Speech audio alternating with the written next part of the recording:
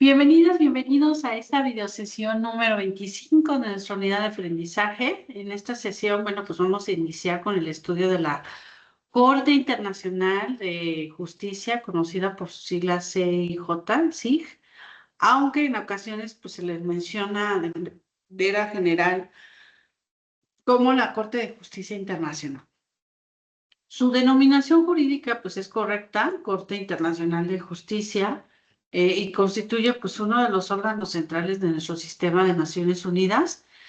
La finalidad de esta clase es que ustedes comprendan que la Corte Internacional, desde su estructura institucional y procesal, y antes de revisar casos ambientales específicos, es indispensable conocer cómo funciona la Corte, quiénes pueden acudir ante ella, qué tipo de controversia puede resolver, cuáles son las fuentes del derecho que aplica, qué efectos tienen sus decisiones y por qué sus sentencias y opiniones consultivas son relevantes para el desarrollo progresivo del derecho internacional.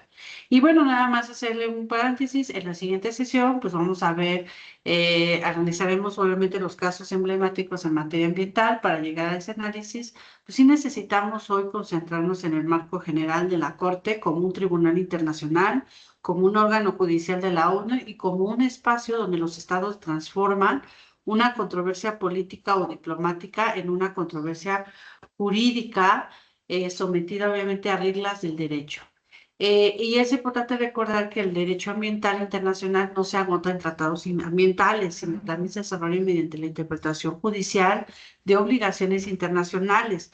Por ello, la Corte ha sido relevante en temas como la prevención del daño transfronterizo, la cooperación entre estados, la evaluación del impacto ambiental, el uso equitativo de recursos compartidos y sobre todo la responsabilidad internacional por afectaciones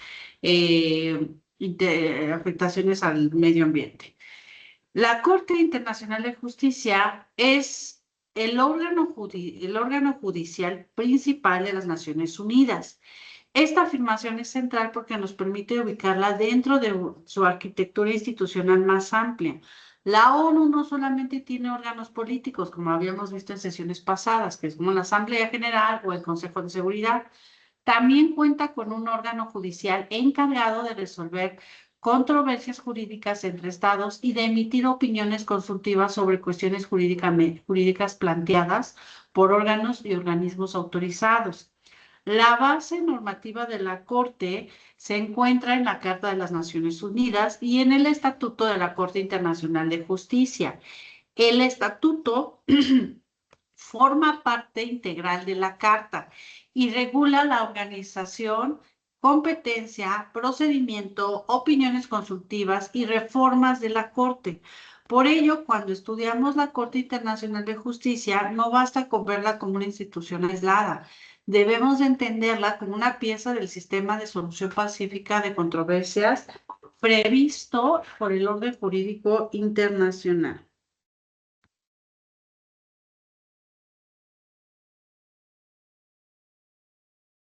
En un momento, ¿no? Claro que esta, como les comentaba, la Corte pues es una pieza dentro de nuestro sistema de solución pacífica previsto, claro que nuestro orden jurídico internacional posterior, obviamente, a 1945. El artículo primero, si ustedes se van a su estatuto de la Corte, el artículo primero del estatuto, también conocido como Estatuto de Roma, establece que la Corte queda constituida y funciona conforme a las disposiciones de ese propio estatuto, como un órgano judicial principal de las Naciones Unidas. Este punto revela primero dos puntos, ¿no? La Corte tiene naturaleza judicial, no política. Segundo, su funcionamiento está normativamente limitado. No decide conforme a la oportunidad política, sino conforme al derecho internacional aplicable. Recuerden que la Corte tiene su sede en La Haya, Países Bajos, y esto también tiene un significado histórico y simbólico porque La Haya se ha asociado durante décadas con el arreglo pacífico de controversias, el arbitraje internacional y la justicia internacional. Cuando salgan del país y vayan a La Haya, vayan a Países Bajos, conozcan esa sede. Conózcanla por fuera. Yo sé que sería muy bonito entrar, pero conozcan, vayan y conozcan dónde está el simbolismo que representa esto. La Corte puede reunirse en otro lugar cuando considere conveniente, pero su sede institucional se encuentra en el Palacio de la Paz.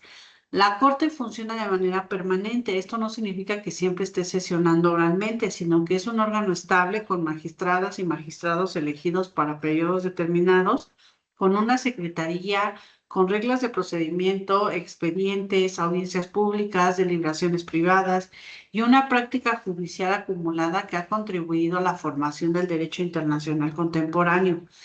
Desde una perspectiva pues sí, didáctica o dentro de nuestra sesión, podemos decir que la Corte cumple con una doble función. La primera es contenciosa porque resuelve litigios jurídicos entre estados que aceptan su jurisdicción. Y dos, porque es consultiva. Emite opiniones jurídicas solicitadas por órganos u organismos autorizados del sistema de Naciones Unidas, y esa doble función pues será parte del estudio de toda la sesión. La Corte Internacional comenzó a funcionar en el contexto institucional creado después de la Segunda Guerra Mundial.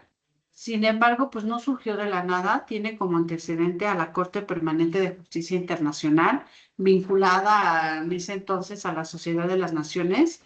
Con la desaparición del sistema de la Sociedad de Naciones y la creación de la ONU, se estableció un nuevo tribunal, que es la Corte Internacional de Justicia. Este dato histórico es importante porque muestra una continuidad. La comunidad internacional buscó contar con un órgano judicial permanente para resolver controversias conforme al derecho. La Corte hereda parte de la tradición jurídica de la Corte Permanente de ese entonces, pero se integra un nuevo sistema de Naciones Unidas cuyo objetivo central que es, pues, preservar la paz y las seguridades internacionales mediante estos mecanismos jurídicos políticos, diplomáticos y sobre todo de cooperación, ¿no? La naturaleza jurídica de la Corte debe distinguirse de otros mecanismos. No es un tribunal penal internacional, por lo tanto no juzga a personas por crímenes internacionales. Esa función corresponde en su caso a tribunales penales internacionales como la Corte Penal Internacional.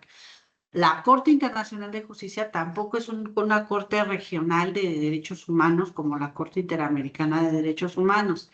Esta última examina responsabilidad internacional de Estados en el marco del sistema interamericano, mientras que la Corte Internacional de Justicia resuelve controversias interestatales generales y emite opiniones constructivas dentro de su sistema de Naciones Unidas. Tampoco debe de confundirse con arbitraje internacional. El arbitraje suele constituirse para un caso específico mediante acuerdo de las partes, con árbitros designados conforme a las reglas particulares. La Corte Internacional, en cambio, es un tribunal permanente con magistrados electos por el órgano de la ONU, con un estatuto y un reglamento propio. Aunque su jurisdicción depende del consentimiento de los estados, su institucionalidad es permanente. Por ello, la Corte representa una forma de judicialización del derecho internacional de los estados, del derecho internacional, obviamente, de los estados, y los estados que son sujetos soberanos, pues aceptan que una controversia sea analizada, bueno, pues jurídicamente en un tribunal internacional. Y esto no elimina la política internacional, pero sí introduce una lógica distinta. La discusión se formula en términos de hechos, competencias, obligaciones internacionales, interpretación normativa, responsabilidad, reparación y cumplimiento. Recuerden, vuelvo a repetir, aquí dentro de la Corte se distingue la discusión que versa o lo que dirime es en términos de hechos, competencia, obligaciones internacionales, interpretación normativa, responsabilidad, reparación y cumplimiento. Son 7, podemos decirlo, elementos donde aquí se formulan dentro de la Corte. En materia ambiental, esta distinción, pues sí, es fundamental. Muchos conflictos ambientales tienen una dimensión política, económica, científica y social. Sin embargo, cuando llegan ante la Corte deben de traducirse en una controversia jurídica. ¿Qué obligación internacional existe? ¿Qué conducta se atribuye al Estado? ¿Qué daño se alega? ¿Qué estándar de diligencia era exigible? ¿Qué prueba se presenta? ¿Y qué consecuencia jurídica procede? Dentro de la organización de la Corte, el estatuto regula esa organización. En su primer capítulo, la Corte se compone de 15 miembros. Estos magistrados deben de ser independientes y elegidos entre personas de alta, imagínense, alta consideración moral, que reúnan las condiciones requeridas para ejercer las más altas funciones judiciales en sus respectivos países. Ladies o lords que están viralizados en redes sociales y bueno, y peor los que tienen antecedentes penales, ¿no? Claro que no. Aquí toman muy en cuenta en el plano internacional esa alta consideración moral, esa alta trayectoria académica, esa alta trayectoria que han llevado dentro de su profesión. Además de otros elementos, ¿no? O que también pues sean jurisconsultos de reconocida competencia en derecho internacional. Aquí la independencia judicial es un elemento esencial. Los magistrados no representan a su estado de nacionalidad, aunque son elegidos por órganos integrados por estados, su función no consiste en defender intereses nacionales, porque no son embajadores, no tienen esa función, son magistrados. Aquí deciden conforme al derecho. Esta idea permite explicar por qué el estatuto prohíbe que los miembros de la Corte ejerzan funciones políticas o administrativas o que participen en asuntos en los que hayan intervenido previamente como agentes, consejeros, abogados o en otra calidad incompatible con la imparcialidad judicial. Los miembros de la Corte los miembros de la Corte son elegidos por la Asamblea General, recuerden cuando vimos en lo de la ONU, y el Consejo de Seguridad de las Naciones Unidas. Ambos órganos votan de manera independiente. Para resultar electa, una persona debe obtener mayoría absoluta de ambos órganos y este sistema busca combinar legitimidad amplia de la Asamblea General con la participación del Consejo de Seguridad, sin que esta elección exista distinción entre miembros permanentes y no permanentes del Consejo. Aquí el estatuto también establece que la integración de la Corte debe de procurarse la representación de las grandes civilizaciones y de los principales sistemas jurídicos del mundo. Esta fórmula refleja el carácter universal de la Corte Internacional de Justicia. No se trata de un tribunal construido desde una sola tradición jurídica, sino de un órgano que debe expresar esa pluralidad jurídica y geográfica y cultural, ¿no? También los mandatos, bueno, pues de las magistradas y los magistrados es de 9 años, con posibilidad de reelección. La Corte elige a su presidente y vicepresidente por periodos de 3 años y cuenta con un secretario o registrar, quien cumple pues, funciones fundamentales en la administración judicial, el registro de asuntos, la comunicación procesal y sobre todo la gestión documental. El estatuto prevé también la figura de un magistrado ad hoc cuando una de las partes del litigio cuenta con un magistrado de su nacionalidad en la corte y la otra no. Esta última puede designar a una persona para participar como un magistrado ad hoc. En ese caso, si ninguna de las partes tiene un magistrado de su nacionalidad, cada una puede designar uno y esta figura busca preservar esa igualdad procesal entre estados. Es importante aclarar que el magistrado ad hoc no es un abogado de la parte, participa en la decisión con los mismos deberes de independencia y de imparcialidad. Aquí la Corte puede funcionar en pleno y en ciertos supuestos mediante salas. Además, el estatuto contempla que la Corte funcione permanentemente, salvo el periodo de vacaciones judiciales.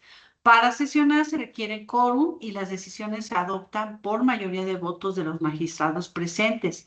En caso de un empate, decide el voto del presidente o de quien lo reemplace. Parte de uno de los temas pues, sí, más importantes para comprender la Corte es su competencia. En los procedimientos contenciosos, solamente los estados pueden ser partes ante la Corte, y esto significa que las personas, las empresas, las organizaciones no gubernamentales, los pueblos, las comunidades o incluso órganos de la ONU no pueden presentar directamente una demanda contenciosa ante la Corte. La regla anterior no significa que los intereses de las personas, comunidades o entidades privadas nunca estén relacionadas con un caso ante la Corte. Por ejemplo, un Estado puede presentar una reclamación vinculada con la protección diplomática de sus nacionales, con daños causados a sus empresas o con la afectación de comunidades ubicadas en su territorio. Sin embargo, procesalmente la parte ante la Corte de Justicia será el Estado, no la persona individual o colectiva afectada. La Corte está abierta a los estados partes. En su estatuto, en términos generales, todos los estados miembros de Naciones Unidas son parte del estatuto de la Corte Internacional. No obstante, el acceso formal a la Corte no debe confundirse con la jurisdicción para conocer un caso en concreto. Que un Estado pueda comparecer ante la Corte no significa que la Corte tenga automáticamente competencia para resolver cualquier controversia contra ese Estado. Aquí el principio rector de la competencia contenciosa de la Corte Internacional es el consentimiento. La Corte no puede imponer su jurisdicción a un Estado que no la ha aceptado en alguna forma jurídicamente válida. Esta característica refleja la estructura descentralizada del derecho internacional, donde los estados soberanos aceptan someter la controversia a un tribunal internacional mediante manifestaciones específicas de consentimiento. Y existen varias vías para aceptar la competencia de la Corte. La primera es el compromiso especial. En este supuesto, dos o más estados, una vez surgida la controversia, acuerdan someter a la Corte. La segunda vía es la cláusula compromisoria contenida en un tratado. Muchos tratados internacionales establecen que las controversias sobre su interpretación o aplicación podrán someterse ante la Corte Internacional de Justicia. Busquen un tratado y vean cuál es la cuestión de esa cláusula compromisoria en donde la solución de controversias. Otra tercera vía es la declaración facultativa de aceptación de jurisdicción obligatoria. Esta, si se remiten al párrafo 2 del artículo 36 del Estatuto, van a encontrarla. Mediante esta declaración, un Estado pues reconoce la jurisdicción de la Corte respecto de otros estados que hayan aceptado la misma obligación, generalmente bajo condiciones de reciprocidad y con posibles reservas. La cuarta vía es la aceptación posterior o forum prorogatum, también en latín se dice así, la aceptación posterior, cuando un Estado, aún sin una base previa clara, acepta la jurisdicción de la Corte después de que se ha iniciado el procedimiento. El artículo 36 del Estatuto es fundamental aquí porque define las controversias jurídicas que pueden quedar bajo jurisdicción obligatoria si los Estados han formulado declaraciones compatibles. Estas controversias pueden versar sobre interpretación de tratados, cualquier cuestión del derecho internacional, la existencia de hechos que constituirían violación de una obligación internacional y la naturaleza o extensión de la reparación por el quebrantamiento de una obligación internacional. Cuando existe una disputa sobre si la Corte tiene o no jurisdicción propia,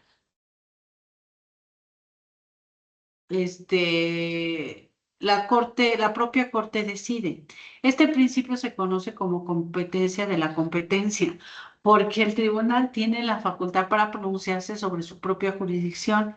En la práctica, muchos casos ante la Corte incluyen una fase preliminar, donde se discute excepciones de jurisdicción o admisibilidad antes de entrar al fondo del asunto. Para el estudio de los casos emblemáticos, la competencia es decisiva.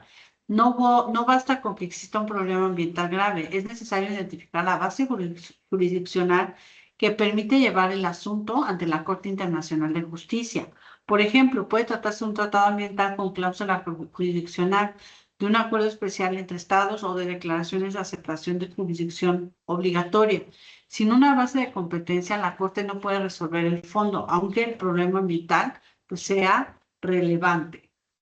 En el artículo 38 que es el famoso, cuando vimos tratados internacionales, les decía del famoso artículo 38 del Estatuto de Roma o el Estatuto de Corte. Es una disposición clásica para el estudio del derecho internacional. Establece que la Corte, cuya función es decidir conforme al derecho internacional las controversias que le sean sometidas, aplicará tratados internacionales, costumbre internacional, principios generales del derecho reconocidos por las naciones, decisiones judiciales y la doctrina como medios auxiliares para la determinación de las reglas jurídicas. Los tratados internacionales también tienen nombre como carta, convenciones, acuerdos, etc. En un caso ante la Corte Internacional de Justicia, la Corte puede interpretar tratados bilaterales, regionales, multilaterales, siempre que sean aplicables a las partes. En materia ambiental, esto puede incluir tratados sobre biodiversidad, humedales, cambio climático, protección de ciertos espacios naturales, dependiendo del caso y sobre todo de la base jurisdiccional. La costumbre internacional es la prueba de una práctica generalmente aceptada como derecho. Para identificarla, la Corte siempre examina, recuerden, dos elementos: una práctica estatal suficientemente general, constante o representativa, y dos, la convicción jurídica de que esa práctica responde a una obligación de derecho conocida como opinio juris. En materia ambiental, la costumbre puede ser relevante para deberes generales de prevención, diligencia debida, cooperación o notificación frente a riesgos transfronterizos. Los principios generales del derecho reconocidos por las naciones permiten a la Corte recurrir a estas categorías jurídicas comunes en los sistemas jurídicos internos o al orden jurídico internacional. Estos principios pueden ayudar a llenar esos vacíos, ordenar el razonamiento jurídico o fortalecer la coherencia de una decisión. Ejemplos generales son la buena fe, la responsabilidad por hechos ilícitos, la reparación integral o ciertos principios procesales. Las decisiones judiciales y la doctrina no son fuentes principales en el mismo sentido, como son los tratados o la costumbre. El artículo 38 las considera como medios auxiliares para determinar reglas del derecho, sin prejuicio del artículo 59, que establece que las decisiones de la Corte solamente son obligatorias para las partes y respecto del caso decidido. Esto significa que la Corte no opera bajo un sistema estricto de precedente vinculante como en algunos modelos de common law, aunque sus decisiones tienen una enorme autoridad persuasiva y son constantemente citadas. Artículo 38 permite que la Corte decida conforme a equidad si las partes así lo convienen. Sin embargo, esta posibilidad depende de la autorización expresa de las partes y no representa la regla general. La regla general es que la Corte decide conforme al derecho internacional. Esta metodología jurídica será indispensable para nuestra sesión que viene, que vamos a ver los casos. En los casos ambientales, la Corte suele combinar interpretación de tratados, análisis de obligaciones consuetudinarias, principios generales y sobre todo la valoración de la prueba científica. Así, la Corte, pues no solamente resuelve una disputa particular, sino que también contribuye a clarificar estándares internacionales de conducta estatal frente al ambiente. El procedimiento ante la Corte puede iniciarse de dos formas principales: mediante notificación de un compromiso especial o mediante solicitud escrita dirigida al secretario de la Corte. En ambos casos se debe indicar el objeto de la controversia y las partes. Este dato procesal es relevante porque delimita desde el inicio qué se somete a la Corte y quiénes integran la controversia. Las partes están representadas por agentes. Además, pueden contar con consejeros y abogados. En la práctica, los equipos estatales ante la Corte suelen integrar diplomáticos, académicos, un área de oportunidad para trabajar, especialistas en derecho internacional, asesores científicos, peritos y abogados con experiencia en litigio internacional. Y esta composición muestra que un caso ante la Corte Internacional requiere coordinación jurídica, diplomática y sobre todo técnica. El procedimiento tiene dos fases, una escrita y una oral. La fase escrita comprende memorias, contramemorias, réplicas u otros documentos de apoyo según lo determine la Corte. En esta etapa se construye el expediente. Cada parte representa una teoría del caso, sus argumentos jurídicos, sus hechos, sus pruebas documentales, mapas, estudios técnicos, informes periciales y cualquier elemento que considere útil. La fase oral consiste en las audiencias públicas en las que agentes, consejeros, abogados, testigos o peritos presentan argumentos ante la corte. Las audiencias son especialmente importantes porque permiten a los jueces formular preguntas, escuchar directamente a las partes y precisar cuestiones jurídicas o fácticas, o sea, de hechos. Las vistas son públicas salvo decisión contraria de la Corte o solicitud de las partes conforme a lo que establece el estatuto. La Corte, bueno, pues tiene facultades para ordenar el curso del proceso, fijar plazos, determinar la forma de los alegatos y adoptar medidas para la práctica de pruebas.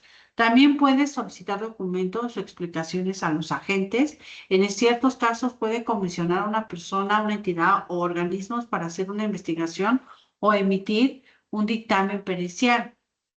En materia ambiental, la prueba tiene una complejidad particular. Los hechos ambientales suelen involucrar evidencia científica, datos técnicos, informes de impacto, monitoreos, mapas, análisis de causalidad, estudios de biodiversidad, mediciones de contaminación o proyecciones climáticas. Y esto exige que el litigio ante la Corte no se limite en un lenguaje jurídico, sino que dialogue con conocimientos científicos y técnicos. Y una vez concluida la presentación del caso a la Corte se reitera a deliberar. Las deliberaciones son privadas y permanecen secretas. Posteriormente, la Corte emite su fallo en sesión pública. El fallo debe estar motivado y mencionar los nombres de los magistrados que participaron. Si no existe unanimidad, las y los magistrados pueden agregar opiniones separadas o disidentes, lo que permite conocer razonamientos más complementarios y sobre todo discrepantes. El estatuto también faculta a la Corte para indicar medidas provisionales cuando considere que las circunstancias lo exigen para resguardar los derechos de las partes mientras se dicta un fallo. Las medidas provisionales cumplen una función preventiva y cautelar, las vemos nosotros en nuestro sistema interno. Aquí buscan evitar que el paso del tiempo, la continuidad de ciertos actos o la agravación de la controversia hagan inútil o insuficiente la decisión final. En términos procesales, las medidas provisionales suelen requerir una valoración preliminar de jurisdicción, plausibilidad de los derechos invocados, vínculo entre estos derechos y medidas solicitadas, riesgo de perjuicio irreparable y urgencia. Aunque estos criterios se han desarrollado en la práctica judicial, el punto aquí en esta sesión es comprender que la Corte puede actuar antes del fallo definitivo para preservar estos derechos en disputa. El fallo de la Corte es obligatorio para las partes en litigio respecto al caso indecidido. Esta regla se vincula con el artículo 59 de su estatuto, que limita los efectos obligatorios del fallo a las partes y en el caso concreto. Sin embargo, aunque jurídicamente no sea precedente obligatorio para todos los estados, las decisiones de la Corte tienen un peso interpretativo enorme y suelen influir en la conducta estatal, en la elaboración de argumentos jurídicos, en la doctrina y en otros tribunales internacionales. El fallo es definitivo e inapelable. Eso significa que no existe una instancia superior, como en el caso de los recursos internos, que hay instancia sobre instancia. Aquí no hay una instancia superior ante la cual recurrir a una sentencia de la Corte. No obstante, el estatuto prevé mecanismos específicos, interpretación del fallo, si existe un desacuerdo sobre el sentido o alcance y revisión cuando se descubre un hecho nuevo de naturaleza decisiva que era desconocido al momento del fallo y cuyo desconocimiento no se deba obviamente a negligencia. El estatuto también regula la intervención de terceros estados. Un estado puede solicitar intervenir si considera que tiene un interés jurídico que puede ser afectado por la decisión. Asimismo, cuando se interpreta una convención en la que son parte otros estados, además de las partes en litigio, estos pueden tener derecho a intervenir en términos del estatuto y esta intervención es relevante en tratados de tipo multilateral, incluidos algunos en contenido ambiental, porque la interpretación de una obligación puede interesar a varios estados más allá de las partes originales del caso. En cuanto al cumplimiento, la Carta de las Naciones Unidas establece que cada miembro se comprometa, bueno, pues a cumplir la decisión de la Corte en los casos en que sea parte. Si una parte no cumple, la otra puede acudir al Consejo de Seguridad, que puede hacer recomendaciones o decidir medidas para dar efecto al fallo. En la práctica, el cumplimiento de las decisiones de la Corte combina elementos jurídicos, diplomáticos y políticos. Y recuerden que tiene esta doble función la Corte. Además de resolver litigios entre estados, la Corte puede emitir opiniones consultivas, lo vimos cuando vimos la estructura de la ONU, sobre cuestiones jurídicas. Y esta función no se activa por demanda de una persona ni por una reclamación directa de un Estado, sino mediante solicitud de órganos autorizados por la Carta de las Naciones Unidas o conforme a sus disposiciones. La Asamblea General y el Consejo de Seguridad pueden solicitar opiniones consultivas sobre cualquier cuestión jurídica. Otros órganos de la ONU y organismos especializados pueden hacerlo cuando estén autorizados dentro del ámbito de sus actividades. Las opiniones constructivas no tienen la misma estructura que una sentencia contenciosa entre estados. No resuelven una controversia obligatoria entre dos partes litigantes, sin embargo, tienen un valor jurídico y político muy importante porque expresan la interpretación autorizada del principal órgano judicial de las Naciones Unidas sobre una cuestión del derecho internacional. Esta función consultiva es especialmente importante. Es especialmente importante para temas de interés común, donde no siempre existe una controversia bilateral tradicional o donde la cuestión jurídica afecta a la comunidad internacional en sentido amplio. En materia ambiental y climática, las opiniones consultivas pueden ayudar a precisar obligaciones estatales, consecuencias jurídicas y sobre todo estándares de conducta frente a riesgos globales. Y con esto cerramos nuestra primera parte dedicada a la Corte Internacional de Justicia. Hoy revisamos su naturaleza, su organización, su competencia, sus fuentes aplicables, sus procedimientos, sus medidas provisionales y efectos de sus decisiones, así como la función consultiva.